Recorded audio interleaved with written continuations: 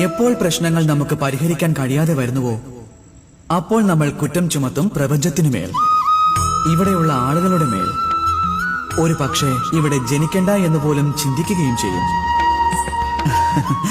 ഒരു കർഷകൻ വെറും തരിശായ ഭൂമിയിൽ ചെന്ന് സ്വന്തം പരിശ്രമത്താൽ അതിനെ വിളവെടുക്കാൻ കഴിവുള്ള ഭൂമിയാക്കി മാറ്റിയെടുക്കുന്നു.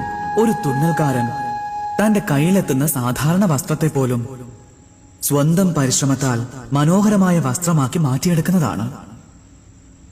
നിങ്ങളും ഒന്ന് പരിശ്രമിക്കൂ. നിങ്ങൾ ഈ ലോകത്ത് ജനിച്ചു എന്നത് മഹത്വപൂർണമായ ഒരു കാര്യമല്ല.